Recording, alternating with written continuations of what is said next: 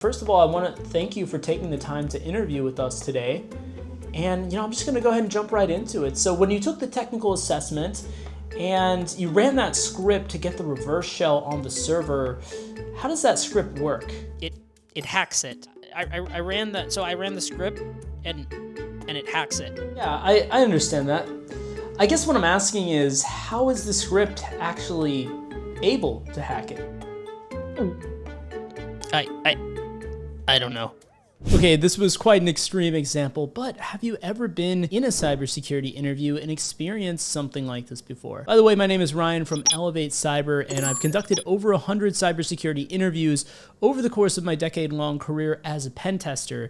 And in this video, I'm going to reveal exactly why this problem happens and also how you can prevent it from ever occurring again in the future. And the best part about this, with these tips, you can start applying them immediately on your next CTF capture the flag box. First of all, let's take a moment to think about why this happens in the first place.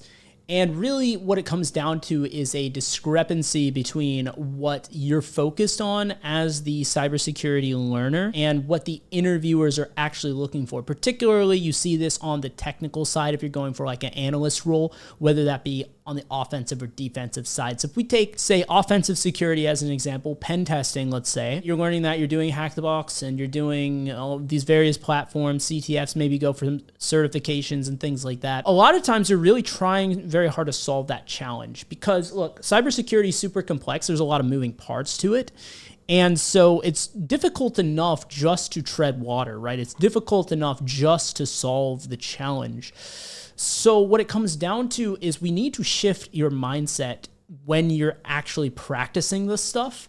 Because if you're like most people, what you're doing is you're just trying to tread water. You're just trying to solve the challenge. You're just trying to achieve the goal. And I mean, it makes sense, right? It sounds like that's what you should do, but you're actually under-preparing yourself when it comes to what these interviewers are actually looking for. These companies are not looking for someone who just knows how to hack the thing. They're looking for someone that understands the tools one level deeper. So almost every question that you're going to get from a cybersecurity professional in these interviews is actually going to be aimed ultimately at kind of prying into your knowledge and seeing, do you actually understand what you're doing one level deeper? So what I mean by this is you might know the script like we saw in the intro there. You might know which script to use that can hack the vulnerability, but do you understand what that script is doing? Do you understand why you're using that script? Do you understand why you're using a particular exploit or a particular tool? That is what they actually want to know. And it's not just because they're trying to gatekeep you or something like that. There's a real practicality to this because if you're attacking their networks and their software and everything like that, they want to make sure that you know what you're doing so you're not going to cause real damage to their infrastructure, for one thing. But they also want to make sure that you're not super tool dependent, like that you're tool agnostic, that you are a professional, right? You're not just a script kiddie, but you're actually a cybersecurity professional. If you can understand that as you're going through and learning this stuff, and I'll show you some practical ways to do that in this video, then that is going to set you up for success when it comes to getting these interviews, and it's going to remove a lot of that frustration. All right, so let's say I have a CVE in front of me, so just to really get hands-on with this process. By the way, I have no idea what this CVE is. I found it very randomly before this video, but this is the Devika V1 path traversal. Let's see here, 2024, CVE 2024 40422. Let's just go click into some of these links here. This is where I would start, right? Let's say we have an exploit and we hacked it on an assessment, and now we need to get a better understanding, right? Maybe we did it in a CTF where we exploited the CVE and we found some script and it just kind of hacked it and we don't really know what happened. Well, the very first place that I would recommend to start is with the CVE information itself. Read through the description and that alone will give you a better understanding. Now, you might actually have done this during the capture the flag challenge or during that. So if you've done that, then good, you're good on this front. But if you haven't, really make sure you go in and actually read this and try to get an understanding of what it is before you just try to fire off the exploit. So in this case, it says the snapshot path parameter in the /API get browser snapshot endpoint. I'm not going to attempt to say that. Devika V1 is susceptible to a path traversal attack. Now, we can have some prompts we can use with LLMs if we don't know what that is. We can like prompt ChatGPT and say, what is path traversal? Explain it to me like I'm a 10-year-old or something like that. We can go and reference other resources like Portswigger Web Security Academy, a number of things, right? We could do all of that, but we would want to kind of do that research if we didn't know what that meant. If we had a hard time understanding off of this, we could also, check some more resources as well from different sites and things like that. But this is the first place to start, because before diving into the source code and stuff, if you can understand what the security issue is and you can understand what the vulnerability is, that is going to make it a lot more digestible when you look at the exploit. Now, in the case of this one, the exploit is very simple and straightforward, but for more complex ones, this is going to be even more necessary. So the next thing you can do is whatever script you ended up using successfully on that challenge, go through and actually try and analyze the source code line by line when possible. Now, if you're doing some crazy, like, I don't know, kernel exploit or something like that, like a dirty cow or something, it might be out of the scope of,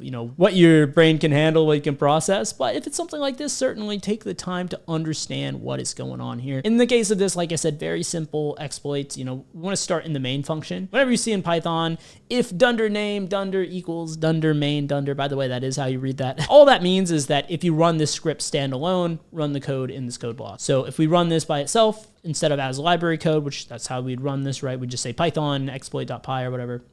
It's going to run this. It's going to parse for the command line arguments. It's going to make sure that you supply the argument. It's going to kick off this exploit function here. Basically, the arguments are just the tact for target and give it the URL. And that's a required parameter.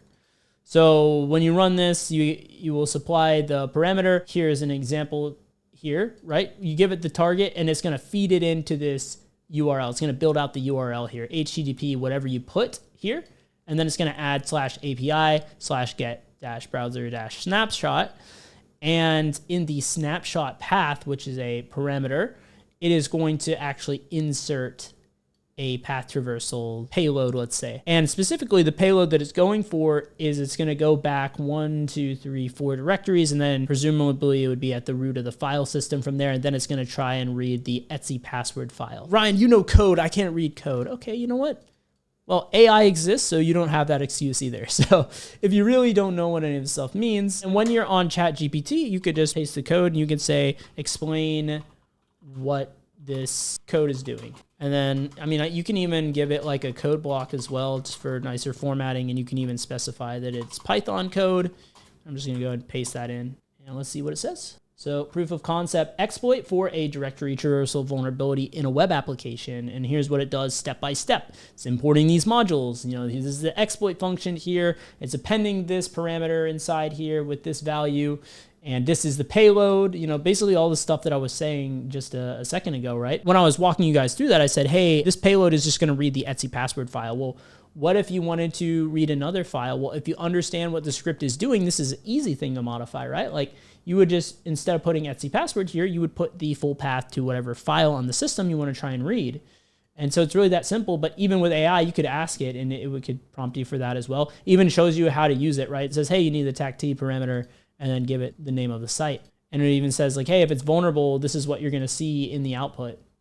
So this is what I would highly recommend to help facilitate this stuff if you don't already know. But try to actually go through and read the source code. Do the best you can on your own, and then you can always implement this if needed. So that's how you would deal with the case of when you have a script or something they're asking you about or a tool.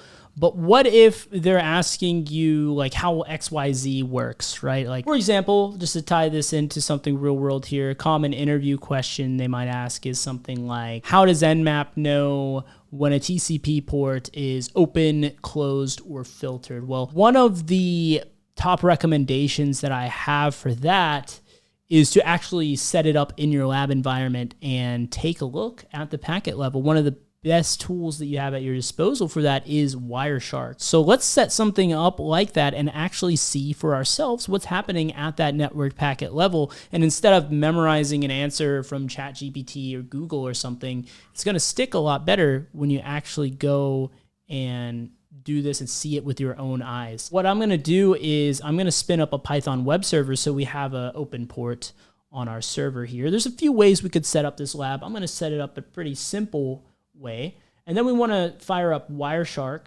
And I'm going to have it listen on the loop back here just for simplicity. And once it's listening there, let's go ahead and run our first Nmap scan. Let's run an Nmap scan on port 80 on 127.0.0.1, which should be open. And we can confirm here that it is in fact open. Now let's go over to Wireshark and see what happened there. If we look at the packets, we want to look towards the end here, and we can see that the three-way handshake you might recognize here if you're familiar with networking. If you're not, you definitely want to brush up on that. It's probably going to come up in a pen testing interview for sure. But we can see here, and by the way, this is where it does get a little bit dicey when you're running this on the same machine here, because the source and destination IPs are the same. So if you wanted a little bit more granularity, I would recommend to spin up a second VM in your network, make sure they can communicate with each other, whether that's through bridged or NAT network or something. That way your source and destination IPs are different, but I'll just talk you guys through this really quick. So basically, let's say we have the Kali machine as our attacker and the target as our target, right? The SYN packet is being sent from Kali to the target. And then if the port is open, we can see that the target will respond to Kali with a SYN ACK. And then Kali will send ACK, and then it will send to us the reset ACK afterwards. So because we got the SYN ACK, that is how we know that it is open. Okay, cool. Straightforward, fair enough. What about if we try a port that should be closed, like 81? We can see that is closed. Let's see what happened there. Let's scroll down to the bottom.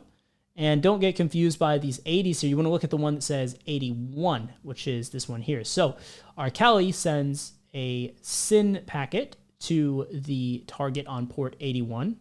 And it responds not with a SYN ACK this time, but straight up with a reset ACK.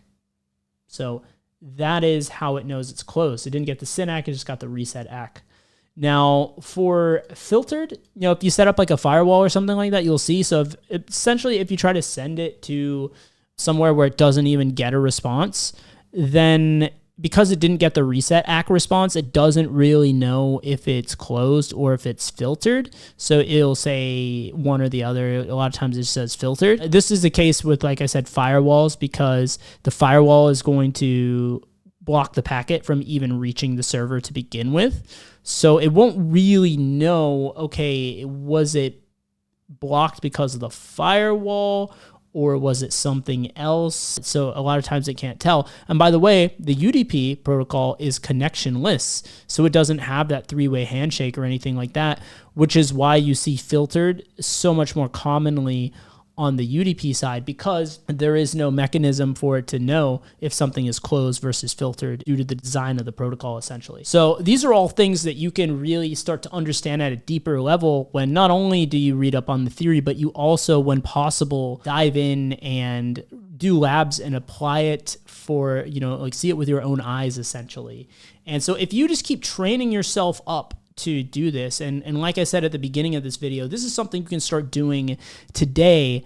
This is going to give you so much more value out of the CTFs that you do, instead of being like those script kiddies or those, the hobbyist hackers out there that just try to solve the challenge. You're actually gaining the maximum value out of these challenges because you're taking it a step further. I like, if you've ever seen the content creator OXDF that has a really good blog site out there on the internet, he has the Beyond Root section. And this is really what I'm talking about, going beyond the root shell, going beyond just the challenge and seeking to understand at the deepest levels. This is something that is going to take you much further than any challenge can at face value. So obviously, we're only able to cover a few questions in this short video, but you got to remember, cybersecurity interviews are hard, and even if you apply all the tips in this video, it's going to take a lot of trial and error and practice to get good at them. So if you'd like to work with me directly to drastically speed up this entire process, we can even jump on a one-on-one mock interview call where I can pinpoint every question that you answered wrong and even design a custom learning plan for you that's aimed at patching up all those weak points. Then go down below and book a call and we'll see if you qualify. If you're struggling to even stick to learning cybersecurity consistently, definitely check out the video on screen right now where I shared with you my personal productivity system. I think it's going to be an absolute game changer for you.